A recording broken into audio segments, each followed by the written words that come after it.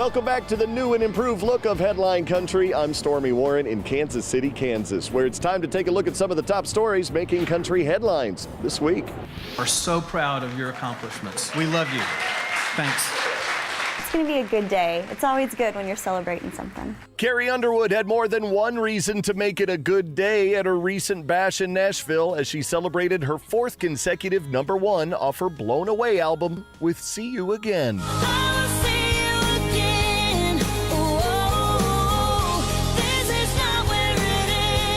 After selling over 15 million albums and earning 18 #1 songs since her debut in 2005, Carrie is one of very few to experience such rare accomplishments. I remember when I came off of American Idol and we started making an album, I said, I just want it to do well enough to where I get to make another album. That was kind of as far as my brain would allow me to think, just to be blessed song after song after song. It's pretty amazing, pretty mind-blowing.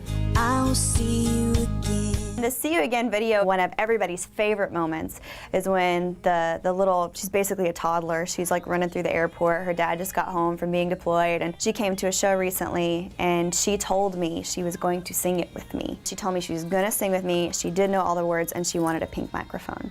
So I didn't have a pink microphone, but I did have a sparkly one, and she was so sweet. She was just as not shy as I thought she was going to be. While the Grammy winner has no problem interacting with her fans on stage, those same followers are finding she loves hanging out with them on Twitter too, especially when creepy, crawly insects invade her couch time. Oh yes, there was a spider after me. He was stalking me, I'm pretty sure. I think it's really cool that fans kind of get a peek at who they're a fan of. If I had that, I would have felt so much more connected to the people that I loved and idolized and wanted to be like. To get even more connected with Carrie, pick up the Blown Away Tour live DVD in stores now. You know what you're doing, baby, don't you? After 43 weeks on the chart, Brett Eldredge was honored for his first #1 single thanks to his catchy summertime hit, Don't Ya? Written with two of country music's biggest hit makers, Ashley Gorley and Chris DiStefano. The three guys knew right away they had something special in their hands. I didn't know #1 numbers or anything at that point because I never had one. I just knew that I felt like it was going to connect with people and that it was me as an artist 100%. And when I started singing it live is when I knew that I felt like it was going to do really well, just because people just immediately gravitated towards that song. Topping the chart with Don't Ya isn't the only first Brett's recently experienced. The soulful singer has just landed his first ever nomination for CMA New Artist of the Year. I've never been nominated for anything. It's crazy. I broke down and cried because it was just it's a cool feeling to be, recognized for anything in this business. I'm so pumped. You know what you're doing, baby, don't you? I just want a little bit of everything. Na na na na. A little bit of everything has added up to a whole lot of something for Keith Urban. The American Idol judge's 7th studio album, Fuse, has earned #1 props from his own judges, the fans. The 13-song project, which includes a deluxe edition with 3 bonus tracks, has debuted at #1 on Billboard's country and top 200 all-genre album charts. Along with the U.S. recognition, Fuse has also garnered Keith a career-first #1 in Canada and Australia as well. Keith is currently celebrating out on the road with his Light the Fuse tour alongside good pals Little Big Town and Dustin Lynch. Come on, baby, let's go listen to the Night Train. Jason Aldean's Night Train has made a stop at #1. The single, which was ironically a last-minute addition to the album, has just become his 12th chart topper. Earlier this month, Jason was nominated for 3 CMA awards, including his 3rd consecutive nod for Entertainer of the Year. His live concert special, Night Train to Georgia, will hit stores October 15th.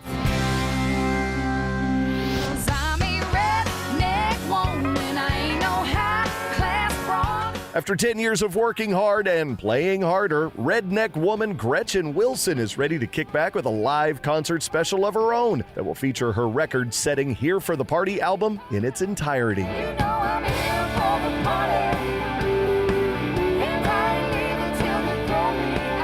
The one-night event dubbed Still Here for the Party will take place October 15th in St. Louis and is slated for release in May of 2014 on both CD and DVD. Tickets for the show are on sale now. When we come back, Country Music Hall of Famer Kenny Rogers may not be able to make old friends, but he sure knows how to treat the ones he has.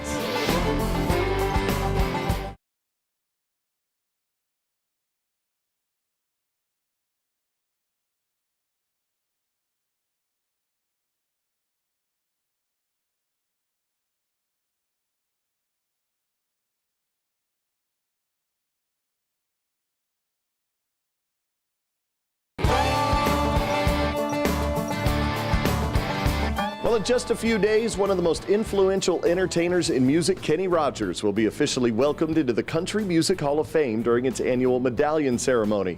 Though Kenny has already achieved more in his career than many top artists combined, he's far from done. A new duet with his old friend Dolly Parton is yet another chapter in the long story of the gambler.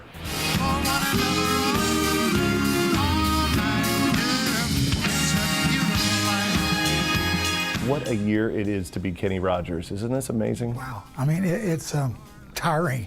I don't know any other word for it. Be careful what you wish for? Yeah, because I'll probably do 100 dates this year, and I'll do 30 at Christmas time, 27 one right after the other. But I enjoy it. But you can't make old friends. You can't make old friends. I mean, obviously the inspiration is seeing a younger generation enjoy what you do for a living. That had to make the whole recording process a pleasure. It is, and on this album I tried to step out of my comfort zone. Yeah. Normally I do ballads that say what every man would like to say and every woman would like to hear, or I do songs that have social significance. But I stepped out of my comfort zone. I did a song called Turn This World Around. My favorite. It's almost like a nursery rhyme, but a hard rock nursery rhyme, And I think it's so unlike anything I've done in so long. We'll see if it pays off. But you can't make old friends. So you look at this collection, you can't help but mention the reunion of two of the greatest entertainers we have, and that's Kenny and Dolly. I was working at a place called Stagecoach, and this kid comes backstage, and he said, "I'm Ryan King." He was William King of the Commodore's son. And he said, "I just have to tell you, I was meeting with some friends of mine the other day, and I was telling them that the happiest memories that I have are going to your place when I was 10 and 12 and riding golf carts." And I realized you can't make old friends. The next day I'm in New York helping Don Schlitz, and I told him the story, and he says, "Oh, can I take a shot at writing that?" The next day I had a song from him, and he said, "It's perfect for you and Dolly." Boy, does she sing great on that. You both sound fantastic on it, like you've been singing this song for 30 years. And she learned it and came in and did it the same night, I would love to, just for the fun of it, do 8 or 10 shows for the year, just because I love working with her. In her heart, she would love to do it too, but how we do it is another story. These are the little things I need the most in my life. The other big thing happening in a couple of weeks, one of the greatest honors an entertainer could possibly receive, and that's induction into the Country Music Hall of Fame. What was your reaction? Steve Moore called me. He said, "I'm the president of the Hall of Fame. I wanted to call you personally and tell you that you're being inducted into the Hall of Fame this year." Thank you just seemed so unimportant. At that time, there must have been something more important, better that I could say. But I just said, "I want you to know how much I appreciate you and everyone else who's helped make this come about." And I'm glad it's happening now, but rather than at the peak of my career, because I had so many things happening then, I don't think I would have appreciated as much. And it's something that lasts forever. It's not a temporary thing, so that's exciting.